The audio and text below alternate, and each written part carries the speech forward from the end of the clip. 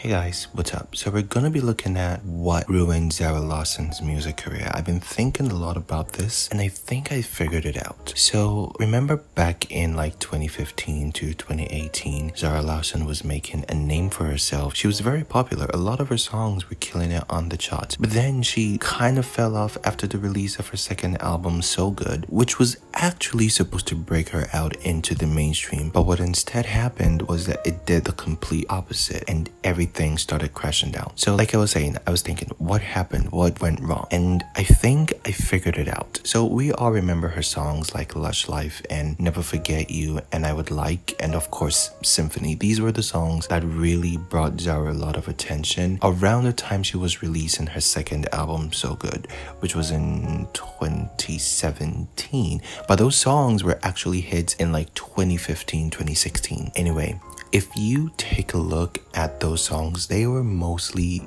Europe focused. They were focused towards the European market, what was really successful in Europe. And the thing about that is, even though those songs were mainly targeted towards the European market, they were still really successful worldwide and sort of had a crossover in the United States. But this sort of gave her and her American label, because she was signed to Epic Records in the United States, and this sort of gave them an idea that they could maybe sort of promote her in the United States and, blow her up. And we all know that in the United, like if you make it in the US, you've hit the jackpot because there's a lot of money in the United States. But that was her mistake, because even though she was making a lot of progress in the European market and her songs were killing it on the charts, she was really famous, she still hadn't fully established herself, her fan base with the European market and the rest of the worldwide market. But then with the album So Good, they tried to use the majority of the promotional budget around the more American leaning songs, specifically African American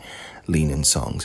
So a song like Ain't My Fault, which is so clearly meant to target the United States, even though they really pushed that song and it became a hit in most places, it didn't have lasting power. But which of her songs have lasting power? The songs that were focused towards the European market, like Symphony and Lush Life and other songs like Never Forget You. These are the songs that Zara is mostly known for. Another song called So Good, which is also the title of her second studio album, was also really African American inspired, and they tried to make that song a single. It flopped. It did not do well. That's kind of how I see things. If she had fully established herself in the European markets and the rest of the world before trying to hop onto the United States and making a name for herself over there, she probably would be a huge name to this day. Just like Dua Lipa. Dua Lipa fully established herself in the UK and the rest of the world, and even with a song like New Rules, which became a huge hit in the US from her very first album, she still focused on Europe. She put America on the back burner. Obviously, some of her songs were still being promoted in the United States because they needed to put her name out there. But the majority of the songs that she was releasing, even before she released Future Nostalgia, which was like her big breakthrough worldwide, were still targeting the more Europe dance market. Like all the singles after her debut album were all dance-focused music. And we all know that dance-focused music usually does well in Europe and South America and literally anywhere else